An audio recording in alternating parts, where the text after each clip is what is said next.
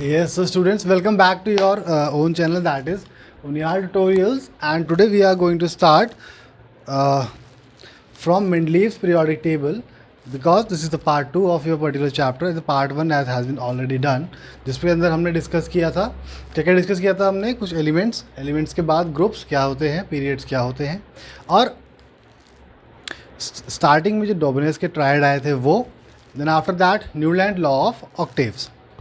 So today we are going to start our very next topic, which is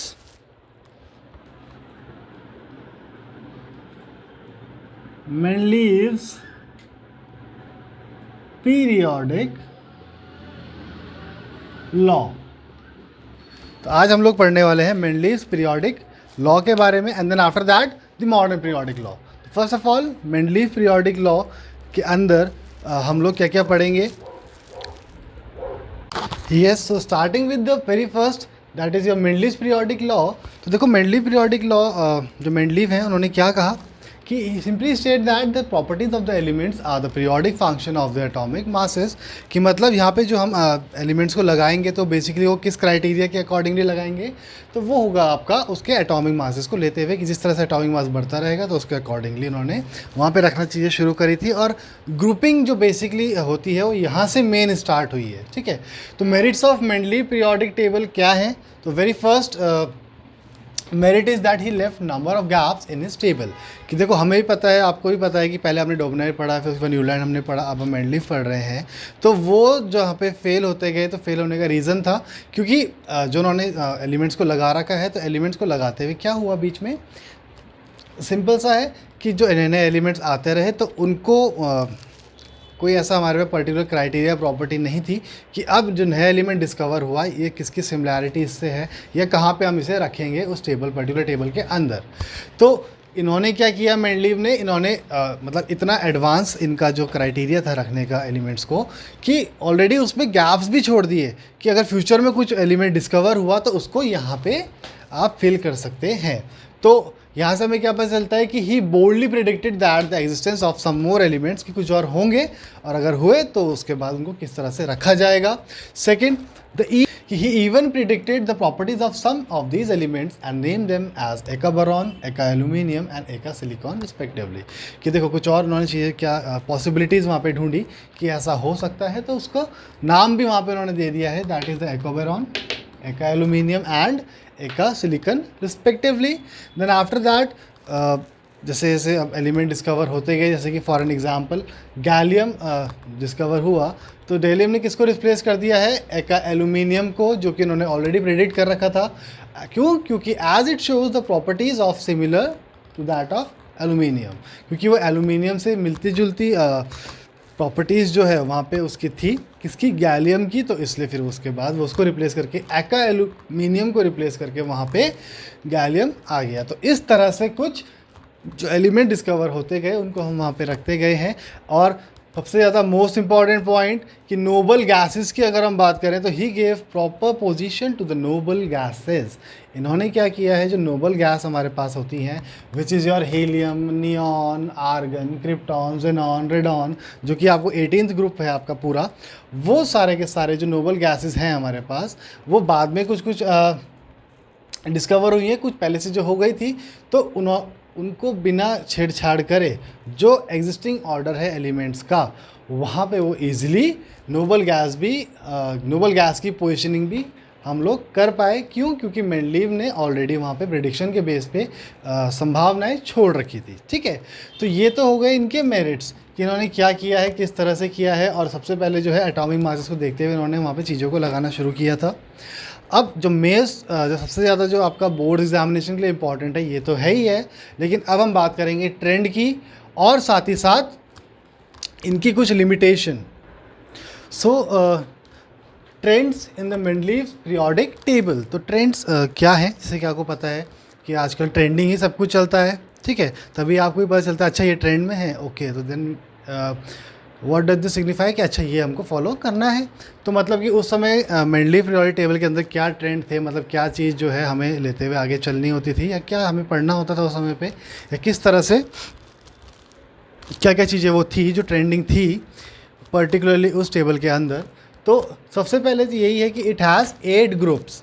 अब जैसे कि हमने जो पार्ट 1 में आपने देखा होगा जो मॉडर्न पीरियोडिक लॉ है उसमें जो हमने ग्रुप्स ऑफ पीरियड डिस्कस किए थे, तो ग्रुप्स वहाँ पे निकल के आए थे हमारे पास टोटल 18 एंड पीरियड्स निकल के आए थे 7। लेकिन जो मेंडलीज पीरियोडिक टेबल है उस टाइम पे जितने भी एलिमेंट डिस्कवर हो रखे थे तो उसके अकॉर्डिंगली कितने ग्रुप थे, सिर्फ और सिर्फ 8 groups were there. And second point that no place could be assigned to the isotope of an element, मतलब जो आइसोटोप्स होते हैं एलिमेंट के, जैसे कि हाइड्रोजन का भी होता है और आपका कार्बन के भी आइसोटोप्स हमारे पास प्रेजेंट होते हैं, जैसे कि बकमिंस्टर फुलरेन हो गया, ठीक है, आपका ग्रेफाइट हो गया। तो जो आइसोटोप जितने भी होते हैं एलिमेंट के उसके रिगार्डिंग कोई भी प्लेस या पोजीशन उस टेबल में नहीं थी, ठीक है।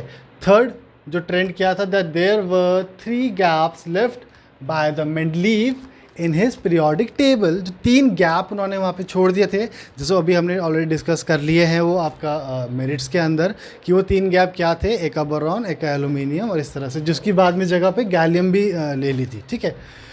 Then after that no distinction was made, sorry, no fix position was given to hydrogen, कि जो हाइड्रोजन है उसको पर्टिकुलरली फिक्स पोजीशन नहीं दे पाए थे, जो कि मॉडर्न पीरियोडिक टेबल में बाद में दी गई है। तो एक ये इसका ट्रेंड है। Then after that no distinction was made between the metals and non metals, कि जितने भी मेटल्स और नॉन मेटल्स आज की डेट में हमें पता है कि whether it is a metal और नॉन मेटल, तो उस समय पे वो according to the Mendeleev's periodic table distinguish कर पाना इम्पॉसिबल था, या फिर मतलब we were unable to distinguish between the whether the given element is metal और नॉन मेटल। फिर उसके बाद transition elements are placed together in group 8। जितने भी ट्रांजिशन एलिमेंट्स होते हैं वो सब रखे गए हैं आपके ग्रुप 8 में। ट्रांजिशन एलिमेंट अभी मैं डिस्कस करूँगा आपका, उससे पहले हम पहले इसको कंप्लीट कर लेते हैं। तो last point is your that the inner gas were not known at that time. जितनी भी इनर्ट गैस हमारे पास है वो उस समय पे मतलब डिस्कवर ही नहीं हुई थी, कि मतलब किसी को पता ही नहीं था कि ऐसा कुछ भी होता है। फिर उसके बाद लिमिटेशंस पे हम आ जाते हैं इसके। तो लिमिटेशन देखो ज़्यादा नहीं है, पर हैं कुछ जो हमने ट्रेंड्स में भी देख ही लिए हैं, वो मैं आपको बता दूंगा कि वो क्या लिमिटेशन वहाँ पे हो गई थी। तो पहला तो ये है कि जो कोबाल्ट है, that cobalt was place before निकल, निकल से पहले कोबाल्ट को प्लेस कर रखा था, जो कि मॉडर्न पीरियोडिक टेबल के अकॉर्डिंगली ऐसा नहीं होता है। उसके बाद no regular trend in atomic mass, atomic mass का एक प्रॉपर एक ट्रेंड हमारे पास नहीं था, एक प्रॉपर ऑर्डर हमारे पास नहीं था। और लिमिटेशन देखो इसकी क्या हो सकती है, ट्रेंड से हम लोग करेंगे तो no place could be assign to the isotopes of elements, की जो आइसोटोप होते हैं एलिमेंट के उस पर कोई भी उनको किस तरह से रखा जाएगा ये उसकी जगह असाइन नहीं करी गई थी। और दूसरा, no fix position was given to hydrogen, जो हाइड्रोजन है उसके पास कोई भी फिक्स पोजीशन नहीं थी। तो ये 2 पॉइंट और ये 2 पॉइंट आपके आ सकते हैं किसमें, लिमिटेशंस के लिए। और अगर ट्रेंड्स पूछे जाते हैं, ट्रेंड तो आपको मैंने सारे बता ही दिए हैं।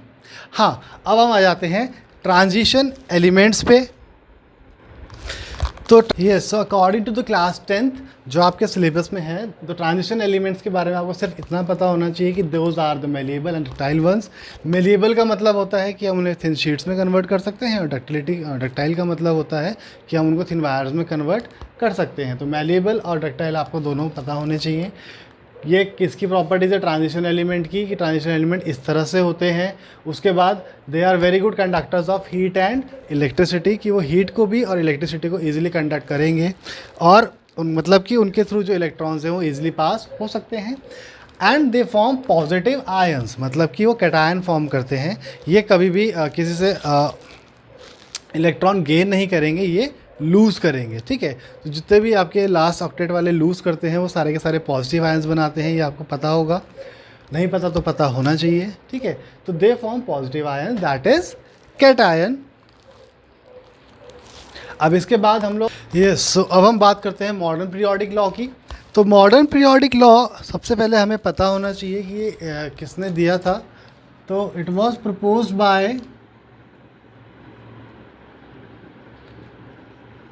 हेनरी मोजली, और वो भी कब, तो 19 13 में।